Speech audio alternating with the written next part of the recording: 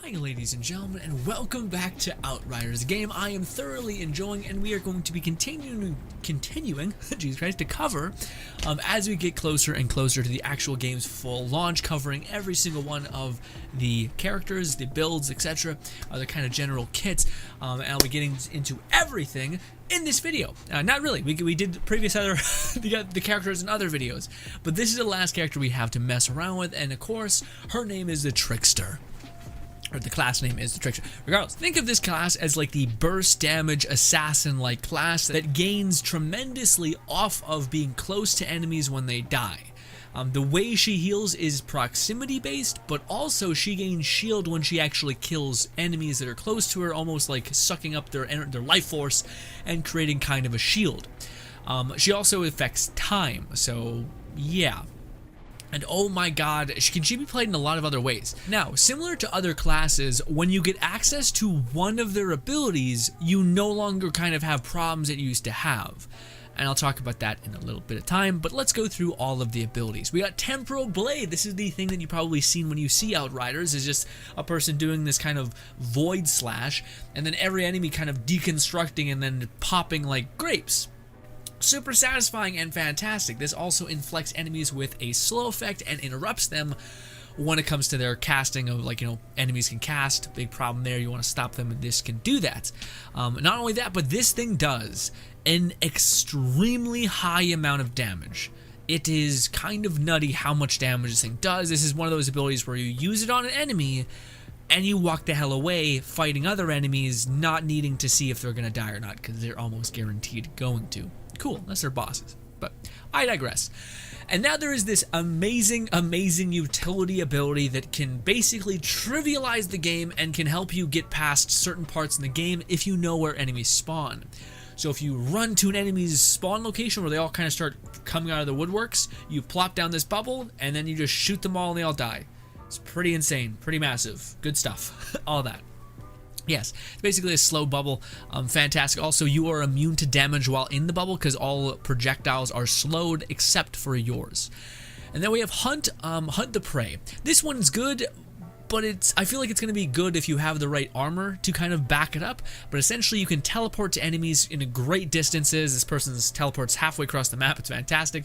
Now, when you teleport behind them, you are going to be gaining 31 shield. Pretty decent, a little tiny chunk of shield. Nothing too crazy. I haven't found that I've gotten like crazy shield though. So I feel like you're going to need certain kind of gear that kind of give you a massive gain for your shield, and maybe when you get skill points later down the line, you can get a full shield when you use this ability. We'll see. I could see that being something later down the line, like legendary gear. And then there's Twisted Rounds. This is great. This is so good. This is just unlike the other ones where they give you like a toxic effect or a fire effect. These ones just give you flat, hard, mean damage buff. It is so good.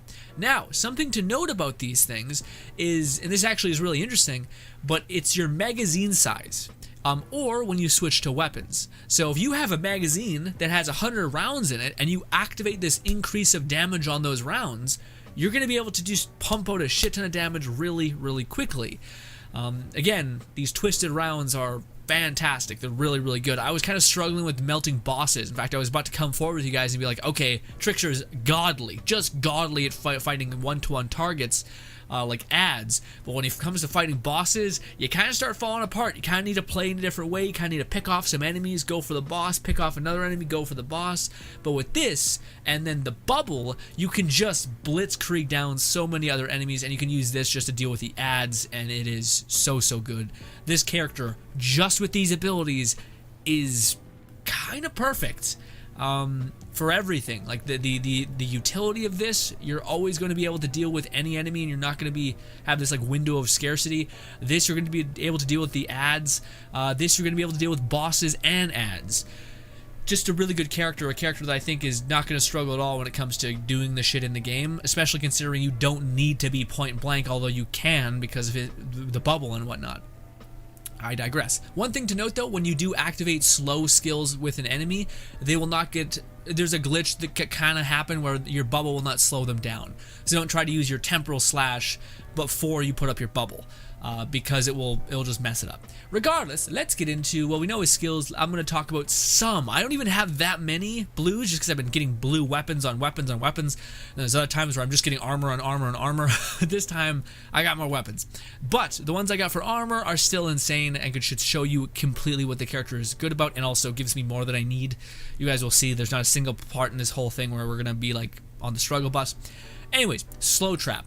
Increases the range of your thing for 2 meters. Makes it even bigger. Gives you a bigger bubble. I would love to see if there was one that gives you a greater duration on this, because basically you're fine. You're like 100% fine when in this. Yeah. Also gives us a buffed firepower. Cool. All that does that, actually. All the armor. And then we got Temporal Slash. Killing an enemy temporarily gives you a greater shield. A 5% more shield, which is awesome. So if you get 3 in 1, you can get actually 15 bonus shield. Awesome. Then we have this. Temporal Slash increases the duration of infected paralyzation by 100%. I think this just basically slows enemies. So the base thing that this thing does is slow down enemies. So this is just going to double that amount of time that they're slowed. Kind of good, although you don't have that much time that they're slowed anyway with this. I'd kind of prefer another pair of those. We have this one, which I believe is the same thing. Yeah, so it's just pointless. But let's get into his actual class abilities. I'll be back because I actually didn't review these beforehand. Forgive me. Oof, by golly, oh my goodness. Okay, so the first one, is the Assassin, is basically gun damage amplified by using your abilities or when your abilities end. So this is massive gun damage level stuff here. We got Shotgun Master. Again, this character's bread and butter is a shotgun or an SMG-like assault rifle, which is fantastic as well. I've unfortunately not gotten any shotguns that are blues or good or all like that, and I just got a lot of good assault rifles. So unfortunately, we're going to be using some assault rifles, but trust me when I say shotguns can shred. We've seen that in the Pyromancer video. Check that out if you haven't. We got a good shotgun in that one, and it's weird. We got shotgun for the range class, and range class we don't get any shotguns. I get it. Not great. But we have stuff like this. Activating deception abilities, such as the bubble. Just on activation, you'll get 50% weapon damage bonus for 8 seconds. Just so activate bubble, 50% weapon damage. Most people get like 40. This class, if you couldn't tell, is the damage class. He's the thing that's going to be eviscerating, which is why it's kind of hilarious that he has so many utility abilities. Like a bubble. You kind of just boycott damage. A little nutty. Anyways, when your damage skill ends, so blighted rounds or whatever, or the twirly bit, or the Temporal Slash is amazing because it ends quite quickly, will increase your damage by another 50%. So, if you use this ability in conjunction with this video, if you put a bubble down and then Temporal Slash enemies, you're getting 100% weapon damage. Just with these 2 early skills. You are going to be able to be a massive DPS just from the get-go. This is crazy. Good stuff. Also, if you just want to be the king of damage, activating a movement ability gives you another 50 weapon damage for 8 seconds. So if you want to run the ability to teleport behind people, put up a bubble and then Temporal Slash, and then your weapon damage is going to be increased by 150% for a long ass time. That's massive. That's crazy. You basically will just, anything you shoot will just combust. And at that point, it's just about getting, even just cooldown, so that you can keep spamming these in sequence and just kind of darting in between them. But also, the fact that you have the bubble, you're immune to everything in that bubble.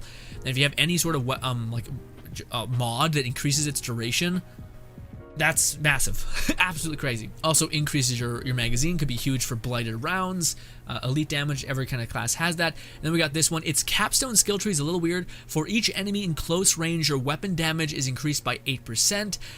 This one seems a little situational and kind of fucky and weird, and it can only really come into play when in specific situations, but not at like end game stuff. So I just think it's a bit shit.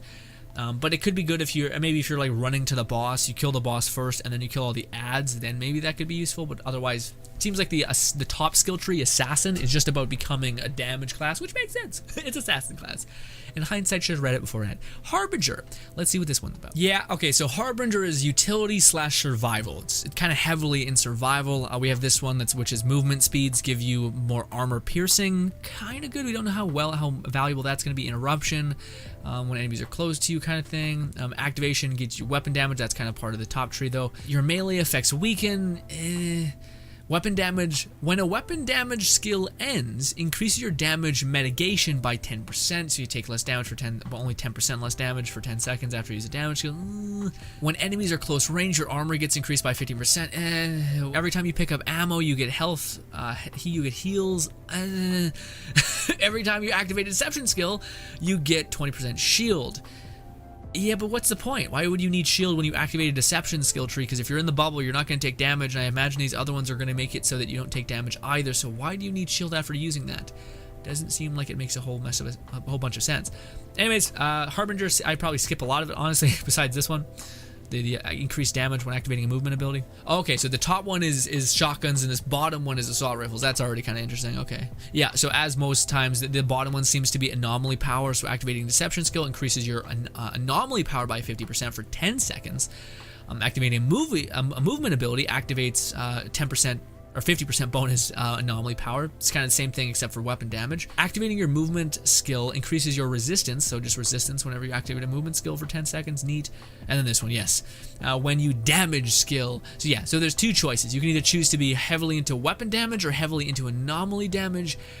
I feel like I would go weapon damage just because of the cooldowns. I feel like I would be having my weapon damage be able to go off for a longer period of time just with the amount of like cooldown things in here, as well as because I get my special bubble, I'm able to constantly cast that, whereas it seems like there's more armor here and less cooldown decrease on abilities like my bubble. So I would probably go with that. Also, I'd like to shoot, but it's the exact same thing except it's instead of weapon damage, it's anomaly power, which should be massive as well. But what's the last couple? At the end of any damage skill, increases your armor piercing by 30% and resistance by a couple percent. Okay, again, I have no idea how much that's important right now. For each enemy in close range, the anomaly power is increased by 10%. Yeah, honestly, this character class, to me, very, very much, I feel like I would skip almost all of the end tier caps because they're way too situational. It's like, do you want 8% weapon damage when enemies are close range, or do you want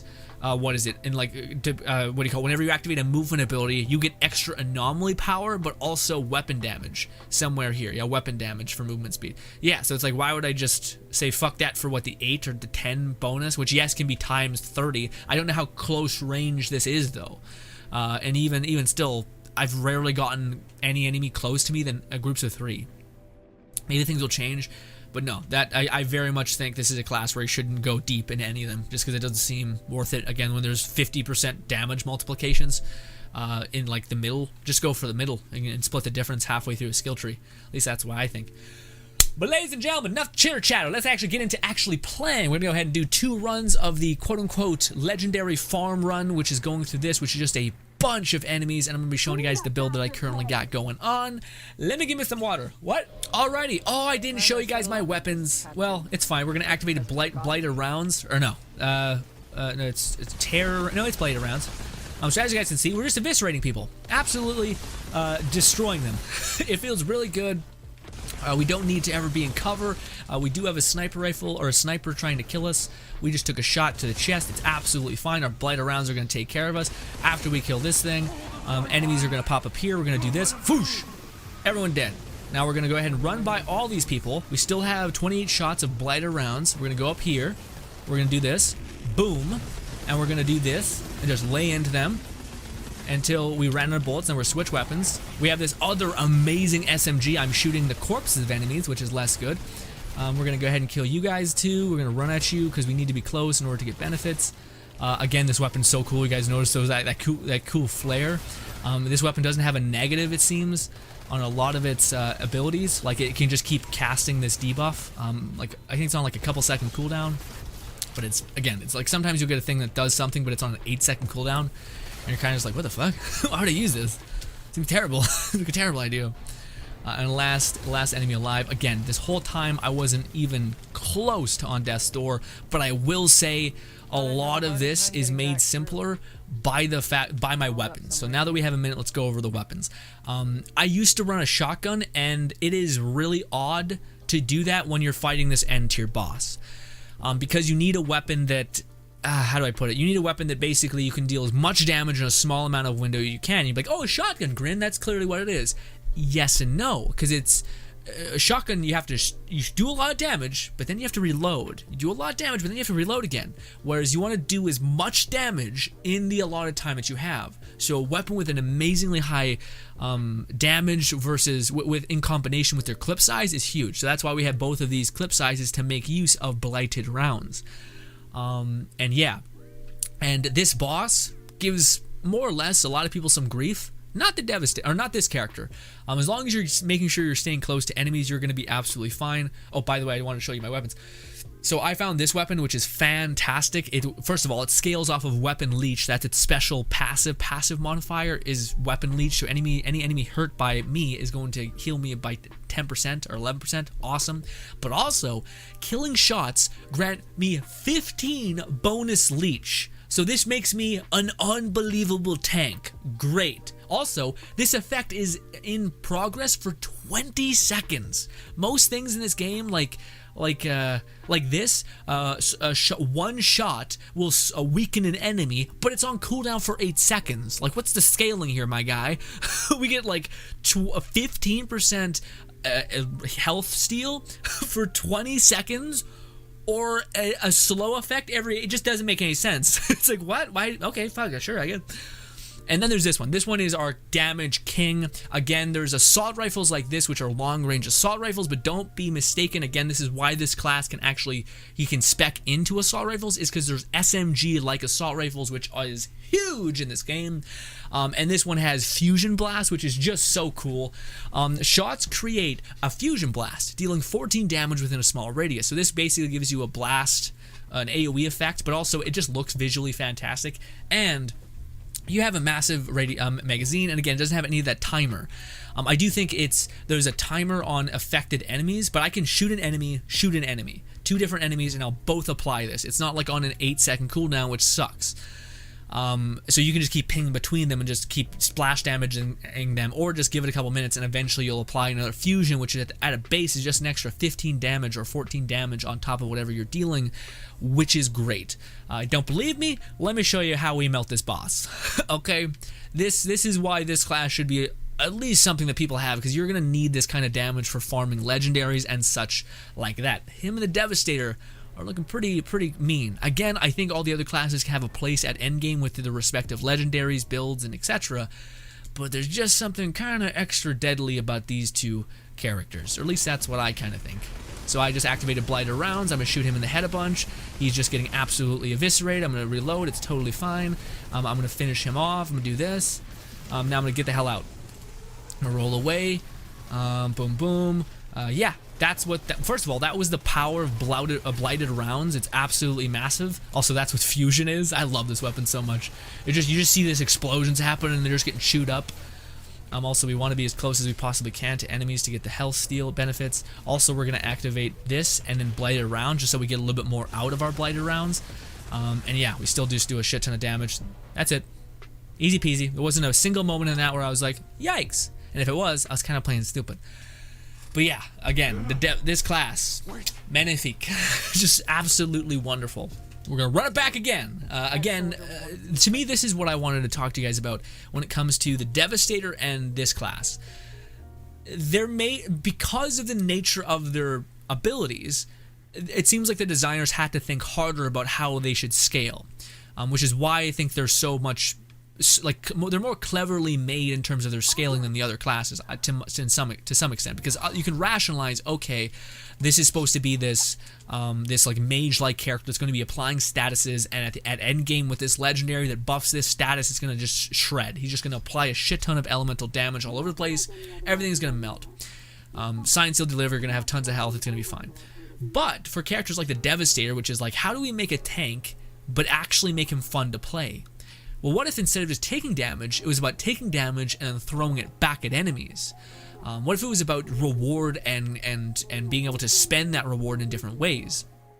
I.e. the Devastator. Same way with the Assassin class. Oh man, I really hate dying all the time with this class, or with the Assassin class, right? We're always so weak and pudgy. Well, what if there was ways to massively reward you, / if you played correctly, you wouldn't die even at all because you have these abilities to fall back on? Okay, and it seems like they're parrying the negatives really, really well, whereas most class, the assassin class and the tank class, are always the class that either dies the most or is the worst to play because it's just not fun, right? Ooh, okay, we needed gloves. We get Hunt the Prey. Using this skill deals 50% damage to enemies you teleport behind. That's not bad. We're not going to use it because we're not going to use the prey. Well, maybe we should use the prey ability. It's not that good. You just teleport behind people. It's exactly what you see in the image. So I don't think I'll show you guys that. But yeah. Also, I got this revolver. I never had a blue revolver yet. They're like a gun. Oh, you give it a little spin. Dope. It looks massive, especially when I'm playing a female character. They're just kind of a little bit more tiny. Shit looks massive. Anyways, let's run it back again. And to me, the best way I can describe this, and I'm not sure if it comes across, but when I'm playing the Devastator, I feel fucking amazing. Like, I feel unstoppable. I feel like if I die, it's my fault. Entirely my fault. I didn't plan out how to use my abilities properly. I didn't wait to push in. I got too greedy, that kind of thing. Same thing with this character. With the Pyromancer, sometimes I'm just like, fuck, if only I had my ability. Come on! And it's like, you're kind of sitting there like stuck. And same thing with the Trickster. All things will, I think, level each other out after you play them for a little bit. So it's not like a huge nightmare. Also, can you stop shooting me, sniper guy? It'd be real nice. Again, even though we're using a big ass LMG, we're still want to get close, just so we're gaining the benefits and all that stuff. Also, we have a sniper rifle or a sniper looking at us. And it's not cool. All right. Ooh, I shouldn't have reloaded there. I just lost my bladed rounds. Son of a bitch. Okay, so we got enemies. We're gonna do our Temporal Slash. Boom. We could use that up here too. I just find it's not entirely necessary. And again, as soon as you reload, switch weapons or anything like that, that's when everything kind of starts falling apart for your blighted rounds, or that's when your blighted rounds resets. Also, we're gonna do that and keep shredding enemies. It's so good. It's just so good. I love this LMG. You just feel like, again, seeing like almost, it's like weird power coming off of them, like that fire kind of yellow burst. It's just so good. Even just visually, it looks badass. We have blighted rounds again, but it's honestly not entirely needed. I just don't want to deal with you, so just die. And I want that person to die before I kill you. Perfect. So that you will drop. Oh, wait, never mind. We have one more enemy. Oh, he's a sniper.